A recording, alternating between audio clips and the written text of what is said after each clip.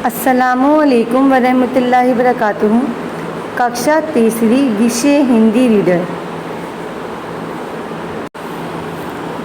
आज हम हिंदी रीडर की पुस्तक का पाठ 9, जिसका नाम है पर्वत, इसका पुस्तक कार्य करेंगे। डियर स्टूडेंट्स, लास्ट क्लास मैंने आपको इस लेसन को एक्सप्लेन किया था और इसके शब्द कराए थे। आज हम इस लेसन के पुस्तक कार्य करेंगे। चलिए स्टार्ट करते हैं।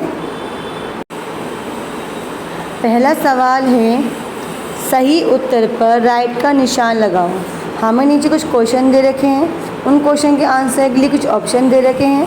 हमें सही ऑप्शन पर बॉक्स के अंदर राइट का मार्क करना है। तो पहला है, प्रस्तुत कविता की रचयिता कौन है। जो हमने पोएम पढ़ी है पर्वत, इस पोएम को किसने लिखा है। ऑप्शन दे रखे हैं, मैथिली शरण गुप्त, द्वारिका प्रसाद माहेश्वरी, सोहन लाल द्विवेदी।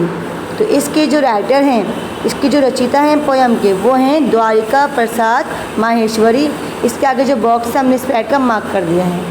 अब इसी का हम दूसरा देखते हैं, और दूसरा हमें दे रखा है, शीश उठाकर जीने की प्रेरणा हमें किससे मिलती है। हमें कौन कहता है कि अपना सिर उठाकर जियो। ये बात कौन कहता है, ये बात किससे सीख मिलती है हमें। नदी से, समुंदर से, पर्वत से। तो हमें ये प्रेरणा देता है पर्वत। उसके आगे जो बॉक्स था हमने इस पर राइट का मार्क कर दिया है। अब इसी का तीसरा देखते हैं, और तीसरा हमें दे रखा है, मन में गहराई लाने को कौन कह रहा है। मन में गहराई लाने के लिए ये बात किसने कही है इस पोएम में। पर्वत ने, सागर ने, नभ ने। तो किसने कही है, सागर ने। सागर ने कहा है कि अपने मन में गहराई लाओ। अब देखते हैं चौथा, तो इसलिए हमने सागर के आगे जो बॉक्स है इसमें राइट का मार्क कर दिया है। आसमान क्या कह रहा है। आसमान ने हमें क्या प्रेरणा दी है, आसमान हमसे क्या कह रहा है। ऑप्शन है, विस्तार करने को, ऊंचा उठने को, धैर्य रखने को। तो आसमान हमसे कह रहा है विस्तार करने को, यानी कि फैल जाने को, कि आप अपने धरती पर फैल जाओ। इसलिए इसके आगे जो बॉक्स हमने इस पैर का मार्क कर दिया है। I hope understand. So class पहला सवाल पूरा हो चुका है। अब इसी का प्रश्न दूसरा देखते हैं, और प्रश्न दूसरा हमें दे रखा है, पंक्तियाँ पूर्ण करो। पंक्तियाँ मतलब होता है लाइंस। पोएम की जो कुछ लाइंस दे रखी हैं उन्हें हमें पूर्ण मतलब होता है पूरा करनी है। हमें पंक्तियाँ जो दे रखी हैं लाइंस पोएम की, वो आधी हैं, उन्हें कंप्लीट करना है। जो ब्लैंक है उसमें हमें उस पोएम के आगे की लाइन लिखनी है। तो पहला हमें दे रखा है, पर्वत कहता, इसके आगे में लिख दिया है, शीश उठाकर। पर्वत कहता शीश उठाकर, शीश मतलब सिर। तो पहाड़ कहते हैं अपना सिर उठाकर तुम भी ऊंचे बन जाओ। क्या है दूसरी लाइन, तुम भी ऊंचे बन जाओ। ये पोएम की दूसरी लाइन है।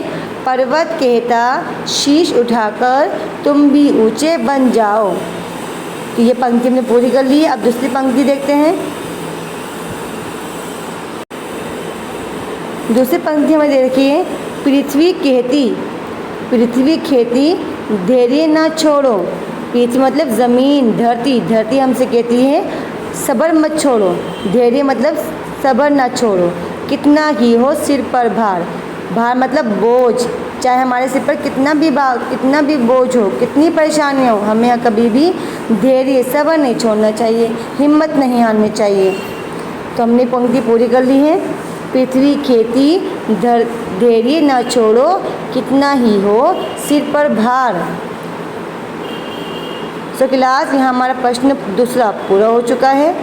उम्मीद करती हूँ सबकी समझ में आया होगा। यह आपको याद करना है अच्छे से और अपनी बुक में फिल करना है।